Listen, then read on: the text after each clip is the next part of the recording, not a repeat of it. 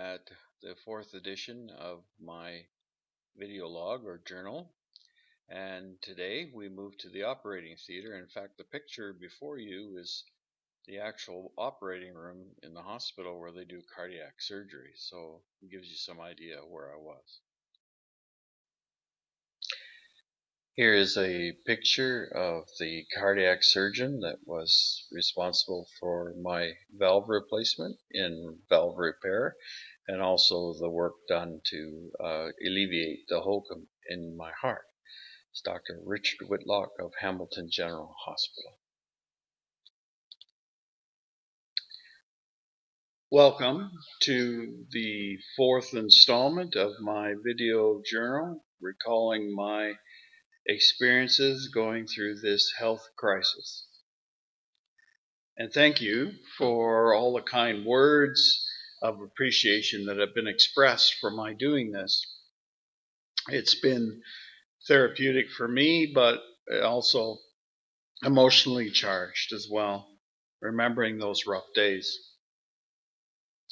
Just to recap, to manage my hokum, or my hypertrophic obstructive cardiomyopathy, basically a thick-walled heart, doctors at the Cardiac Ambulatory Clinic in Hamilton General recommended a defibrillator in my chest. Unfortunately, after the defibrillator was installed, I developed a staph infection, which would have been introduced by the leads of the defibrillator that were inserted down into my heart, which happened on December the 18th of 2019. The infection made me very ill, seriously ill, to the point of it being life-threatening.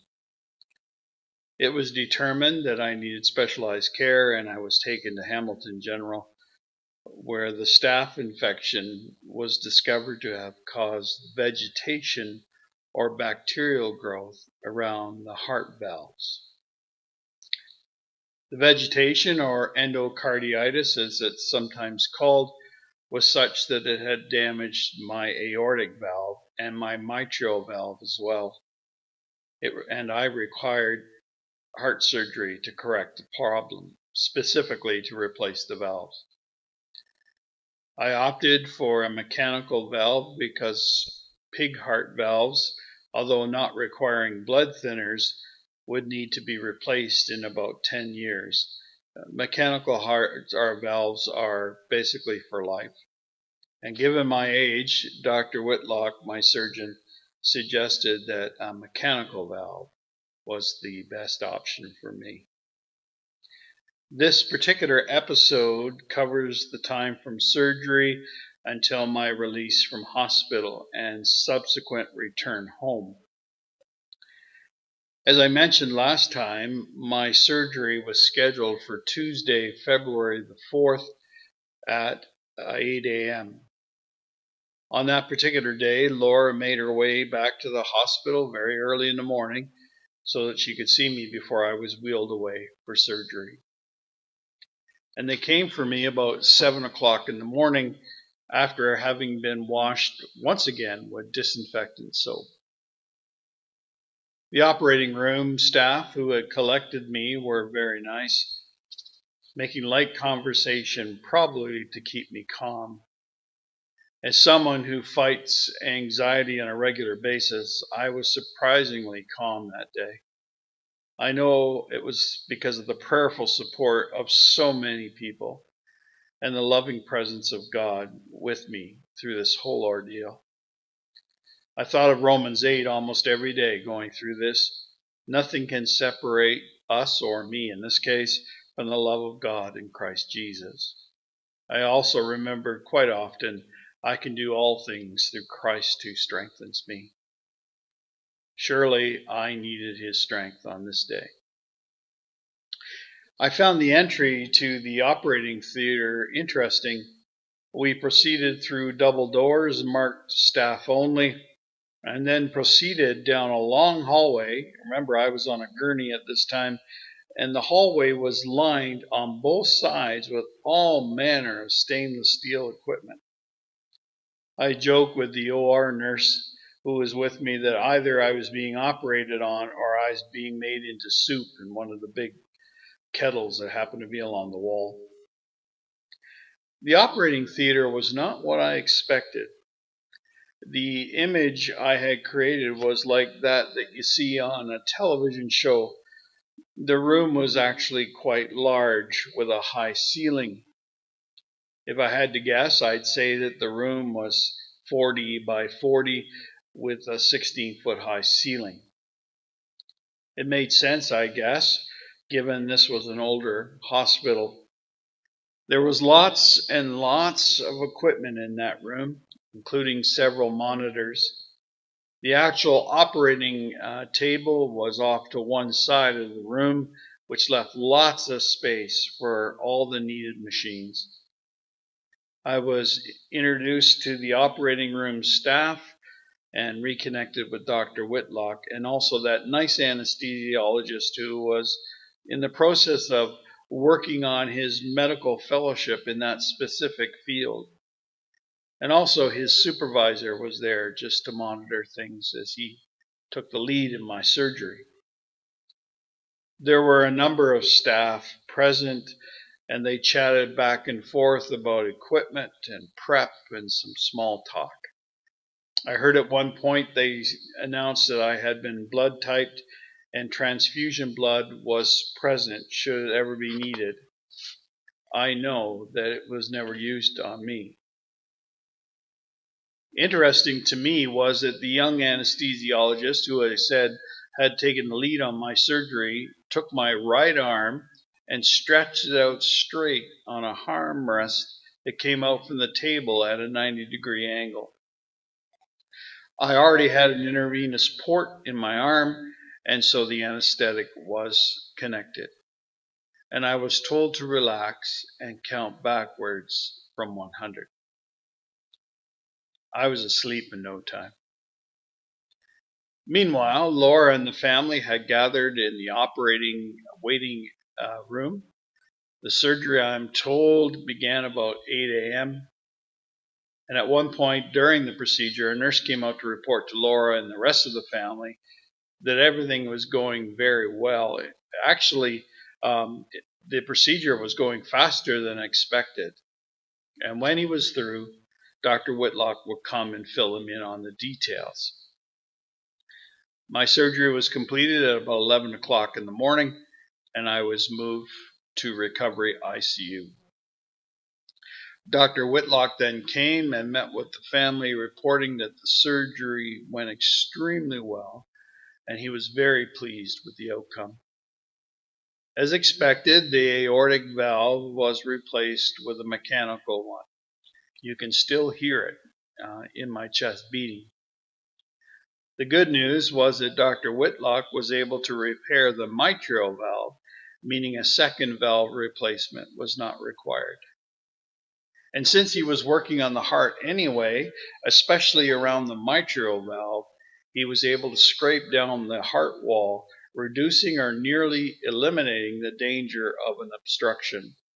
I still have hypertrophic cardiomyopathy, but it is no longer obstructive. A high heart rate is no longer as dangerous to me as it once was. An external temporary pacemaker had been wired to my heart using leads that went through my chest down to the heart. This was there and would remain there for 3 days just in case I needed it. By early afternoon, I was starting to come around, and I was asked by the nurse if I wanted to have my intubation tube removed. I responded with a hearty nod of my head yes, and the tube was removed. Laura tells me that when she saw me, she said that my color was very good, and I began to talk more like myself. I was told that I would return to the 4th floor where I had been before the next day. I didn't sleep well that first night, and I was very thirsty. I was allowed to begin with ice chips, but eventually was allowed to go to ice water, and I drank lots of it. I was told it was my body's way of flushing out the anesthetic from my system. I was on a catheter still, so I could drink water to my heart's content. I was actually feeling pretty good. The bed in the recovery room was very comfy. In fact, it was the best bed I had through this entire experience. A wonderful older nurse with lots of experience cared for me through this time. She pampered me with sponge baths, water whenever I wanted it, and some conversation to break the time up.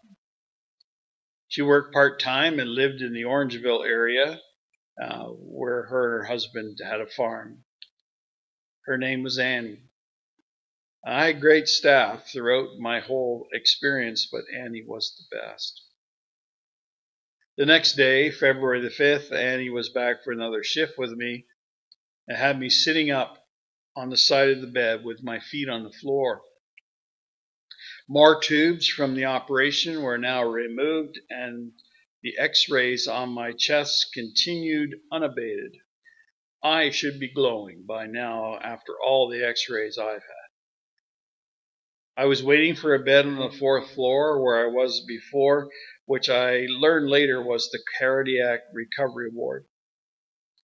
I began my physio that day in the recovery room by walking in the room to the hallway and received a delicious liquid meal. But I was also still very tired. I received good medicine that day as my dear friend Bob McCarty, who was down from New Liskeard for the Baptist Convention of Ontario Quebec board meeting, came to see me.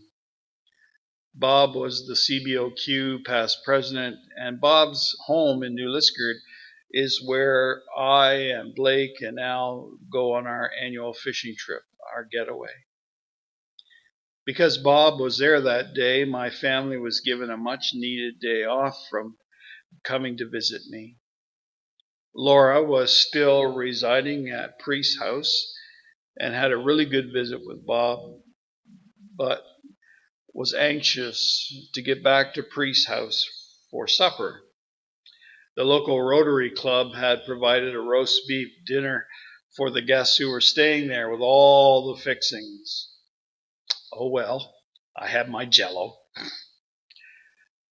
Late in the day, I was finally moved to the fourth floor, and surprisingly, I was moved to the very same room I'd been in before, although now I was in the bed immediately across from where I had been before surgery. The third day after surgery is usually the roughest. It's something I experienced, but also I've noticed when I've been visiting other folks in hospital. So Laura and we were kind of prepared for a rough day. My catheter was finally removed, and it would stay that way as long as my plumbing worked. I'd been on a catheter for 2 weeks, which can be problematic. My incision in my chest was throbbing, and I hurt when I coughed. But coughing was something they wanted me to do. Coughing helped me get moisture out of my lungs. I was given a heart-shaped pillow, which we lovingly called Hartley, that was made by one of the volunteers for heart surgical patients to use to hug when they were coughing or needed to sit up. I used Hartley for many weeks after, and he still resides on our bed as an armrest that I use occasionally. I also noticed, to my surprise, that post-surgically I no longer had any hallucinations. And that was a great development in my mind. I have no idea what changed, other than maybe one of the previous meds I've been on had been dropped, or more likely that the infection had been eliminated enough that it no longer affected me. I just went back to my normal dreaming. I found myself constantly adjusting the electrical bed, trying to get comfortable. I could not find relief for my back pain or backside pain. Sitting in a chair was of no help at all. And Laura bought me a cushion at one point for the chair in the room, but it too gave me little help. It was a snowy day that day, so no visitors came, which was a good thing, as it gave me some rest. It was a day of sorting out meds and figuring out pain relief. In the meantime, we learned that Jordan's Aunt Dorothy Clark in London, who had been discovered to have a brain tumor, needed to have a second surgery on her brain tumor. She was quickly added to our prayer chain, which I was on. Later on, Dorothy's tumor, which was malignant and very aggressive, led to her death just a few weeks ago.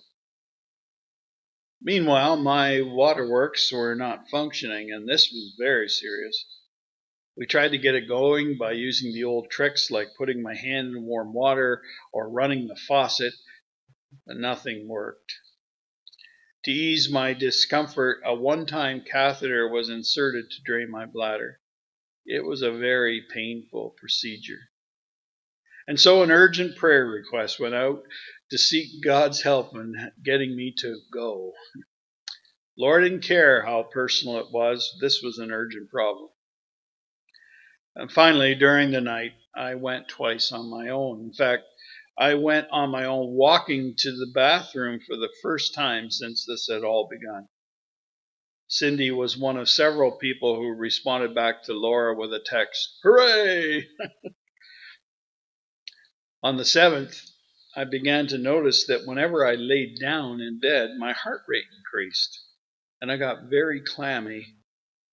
However, I did have more energy. They no longer had me on oxygen, and the pacemaker wasn't being used, so it was removed or disconnected first. And then a nurse came later to remove the leads by pulling them out of my chest with a pair of pliers or something similar. He told me that it wouldn't hurt. He lied. It was very painful. I still have on my body 2 little dimple scars on my chest where the leads went into my heart. I had a surprise visit that day from Jay and Carol Hoover and Shirley Cookson. It was very good to see them, especially Shirley, who, as you know, is the church secretary and who I work very closely with at the church day in and day out. It was therapeutic seeing her, and it also gave me some sense of reassurance that I was on my way back and would return to work at some point. I was also visited by my favorite little nurse, Annie, who happened to be escorting another patient to the 4th floor, and she popped in to see how I was doing. I appreciated that very much. Throughout this time in hospital, I had very few visitors, which was best for me. Of course, my family came often. My dear friend Blake Eady was also there several times. Our executive minister, Tim McCoy, saw me in CCU pre-surgery.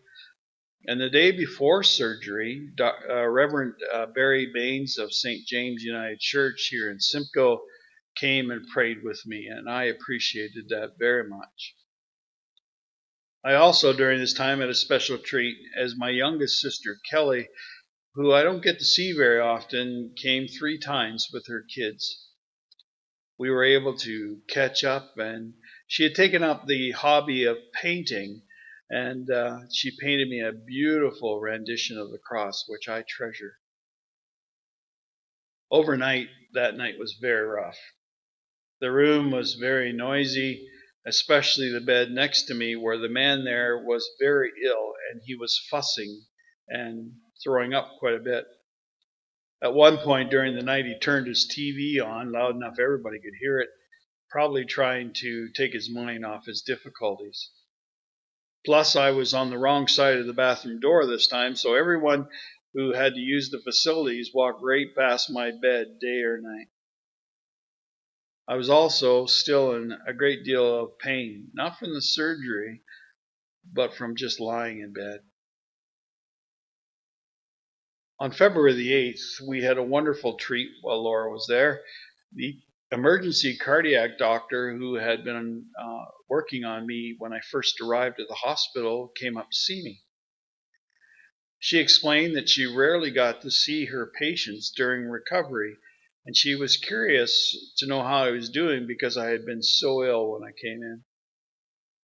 She also answered some questions that we just couldn't seem to get answers to, since all my doctors had begun to send interns, all with their own agenda, like did I need another defib installed? That particular issue was very, very upsetting to me. She reassured us that this was not necessary at this time, nor was it needed to be discussed anytime soon. Uh, Interestingly, I will be going next week on the 29th to the ambulatory clinic for a reassessment and a discussion about whether I need one or not.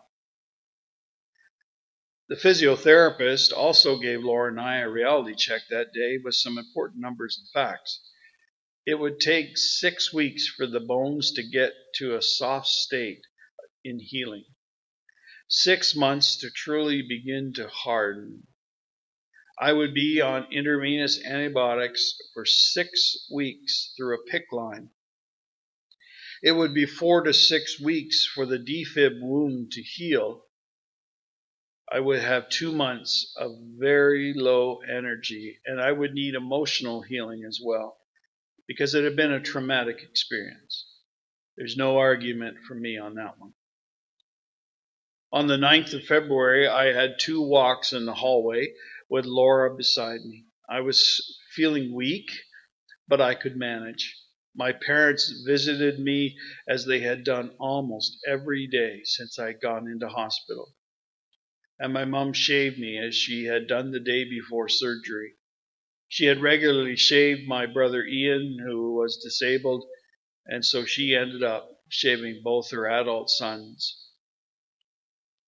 I got a really good nap that day, which I badly needed. But I discovered that the meds were starting to make me feel cold. This feeling of coolness would persist for weeks to come. At home, I required hoodies every day to help me feel comfortable. Of course, losing 35 pounds didn't help. My muscles had shrunk, and the nurses were having tremendous trouble getting veins so they could give me intravenous medications or draw blood for tests. On more than one occasion during my stay, an IV specialist was called in to try and get a vein to get the thing I needed inserted in my arm. I should also mention that I continued throughout all this to suffer from lower back pain. And also, I learned at the time of my release that I had developed a small bed sore on my backside, which caused me great discomfort. On the 10th of February, Laura arrived at the hospital and noticed that I was listed on the board as being discharged from the hospital. On that day, I was given a full lesson on self-care and recovery by the wonderful physiotherapist at the hospital. The therapist soon became my second favorite physiotherapist after a certain wonderful one I happened to know in Simcoe. Hi, Wendy. She got me walking without a walker, taught me how to navigate stairs and to get into and out of a tub and shower. She recommended that for the first while I use a cane when walking at home, and Laura purchased that for me. And sure enough, word came soon that I was to be discharged. But only 2 things still had to happen. I needed that PICC line installed, and home care with CCAC had to be arranged. The PICC line nurse was a specialist. That's all she did in the hospital. It was quite a procedure to have one installed. I assumed they would wheel me off to some lab somewhere, but instead, she came to my bed on the 4th floor. She had a whole cartload of gear, and she began by explaining that sterilization was imperative to this procedure, as the PICC line traveled down an artery to near my heart. As someone who had nearly died from a nasty staph infection, I heartily agreed with the caution. The PICC line was situated in such a way so that the medication could spread quickly in my system by going directly into the heart. My antibiotic treatments using a pump would be administered this way for weeks to come. She began the procedure by gowning herself up and placing a plastic sheet over me that she had taken from a sterile bag. She told me it was critical that I keep my left arm under the sheet as she inserted the PICC line into my right arm. That way I wouldn't contaminate the field. Using an ultrasound machine, she located the artery and even showed me on the screen what she was looking for. Next, she called for one of the nurses off the floor to assist her by putting on a second layer of gowning, and the second nurse was asked to close the curtains around my bed with a temporary sign was hung there telling people not to enter. She handed me the call bell, which I held my left hand under the plastic sheet in case she needed assistance. It was up to me to ring the bell because she was all gowned up and trying to be sterile. The incision site was frozen and she inserted the PICC line. The freezing was the most painful part of this process. I was given instructions on how to care for the PICC line site, especially it was most important that I not get it wet. Laura and I came up with the idea of using those bags that come with the newspapers, and we cut the end off it, and slid it over my arm using elastics to keep it in place when I showered.